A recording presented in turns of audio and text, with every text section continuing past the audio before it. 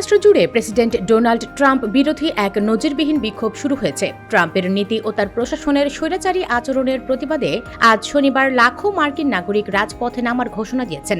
No Kings বা আমাদের কোনো রাজা নেই স্লোগান সামনে রেখে দেশটির 50টি অঙ্গরাজ্যের ৩,২০০ এর বেশি শহরে বিক্ষোভের প্রস্তুতি নেওয়া হয়েছে।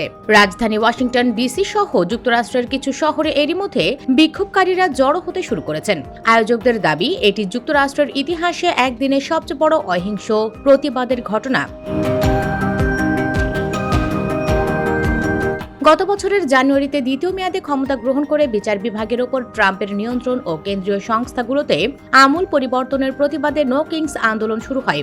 আন্দোলনকারীদের দাবি, ট্রাম্প নিজেকে আইনের ঊর্ধ্বে বা রাজা হিসেবে প্রতিষ্ঠিত করতে চাইছেন, যা মার্কিন সংবিধানের পরিপন্থী। এর আগে নো কিংস স্লোগান নিয়ে গত বছর যুক্তরাষ্ট্র জুড়ে দুটি বিক্ষোভ কর্মসূচি পালিত হয়েছে। স্লোগানটাই এখন আন্দোলন বা বিক্ষোভের নামে পরিণত হয়েছে। গত বছরের দুটি বিক্ষোভে লাখ লাখ মানুষ অংশ নিয়েছেন। কোনো একক ব্যক্তি বা গোষ্ঠী নো কিংস আন্দোলন পরিচালনা করে না। ইন্ডিভিজিবল নামের একটি প্ল্যাটফর্ম এই আন্দোলনের মূল উদ্যোক্তা হলেও বিভিন্ন প্রগতিশীল সংগঠন, নাগরিক অধিকার প্ল্যাটফর্ম এবং যুদ্ধ বিরোধী কিছু গোষ্ঠী সম্মিলিত এই আন্দোলনের নেতৃত্ব দেয়।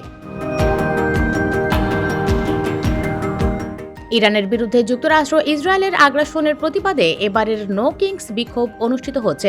হামলার এক মাস পূর্তির এই দিনটি গতকালের বিক্ষোভের জন্য বেছে নিয়েছেন আয়োজকেরা। তাদের মতে এই অবৈধ ও বিপর্যয়কর যুদ্ধ যুক্তরাষ্ট্রকে চরম বিপদে ফেলছে এবং জীবনযাত্রার ব্যয় বাড়িয়ে দিচ্ছে। ইন্ডিভিজিবলের সহ প্রতিষ্ঠাতা লিয়া গ্রিনবার্গ বলেন, ছোট ছোট শহরে এবার বিক্ষোভ অনুষ্ঠিত হচ্ছে, এটাই এবারের বিক্ষোভের বিশেষত্ব। এবার আইডাহো, ওয়াইমিং ও ইউটাহোর মতো রিপাবলিকানদের ঘাঁটি হিসেবে পরিচিত অঙ্গরাজ্যগুলোর একাধিক শহরে বিক্ষোভ হচ্ছে। এইসব বিক্ষোভকে ট্রাম্প প্রশাসন এখন পর্যন্ত গুরুত্ব দিতে নারাজ। হোয়াইট হাউসের মুখপাত্র অ্যাবিগেইল জ্যাকসন এসব বিক্ষোভকে তুচ্ছ করে ট্রাম্প বিরোধীদের মানসিক উন্মাদনা নিরাময়ের চিকিৎসা বলে অভিহিত করেছেন। তবে আমেরিকান সিভিল লিবার্টিজ ইউনিয়ন মনে করে, এই গণজোয়ারের মুখে ট্রাম্প প্রশাসন নতি স্বীকার করতে বাধ্য হবে। চলতি বছরের শেষে নভেম্বরে যুক্তরাষ্ট্রের মধ্যবর্তী নির্বাচন। তার আগে নো কিংস আন্দোলনের এই বিশাল বিক্ষোভ ট্রাম্পের জন্য বড় চ্যালেঞ্জ হয়ে দাঁড়াবে বলে মনে করছেন রাজনৈতিক বিশ্লেষকেরা। ওয়াশিংটনের বিখ্যাত John F Kennedy Center for the performing আর্টসের সামনে শুক্রবার বিখ্যাত মার্কিন শিল্পী, সাংবাদিক ও লেখকদের অনেকে জড়ো হয়েছিলেন।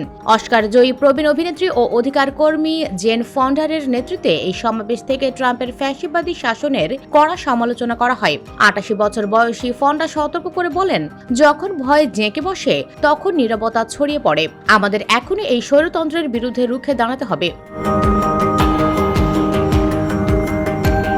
সমাবেশে বক্তারা অভিযোগ করেন, ট্রাম্প প্রশাসন ইতিহাস মুছে ফেলতে বই নিষিদ্ধ করছে এবং শিল্পকলা ও গণমাধ্যমের ওপর নিয়ন্ত্রণ আরোপ করছে। শিল্পীদের কণ্ঠ স্তব্ধ করা এবং ঐতিহাসিক নিদর্শন মুছে ফেলা স্বৈরতন্ত্রের প্রাথমিক ধাপ। প্রবীণ সাংবাদিক জয় রিড ও জিম অ্যাকোস্টা অভিযোগ করেন, বর্তমান সরকার একটি আদর্শবাদী শাসন ব্যবস্থা বা রেজিমের মতো আচরণ করছে, যেখানে ভিন্ন মতের কোনো স্থান নেই। দ্য গার্ডিয়ান জানায়, বর্ষিয়ান সঙ্গীত শিল্পী জোয়ান বায়েজ ও ম্যাগি রজার্স গান গেয়ে কর্মসূচির প্রতি সংহতি জানান। জেন ফন্ডা ও জোয়ান বায়েজ গতকাল মিনেসোটার নো কিংস বিক্ষোভে যোগ দেওয়ার ঘোষণা দেন।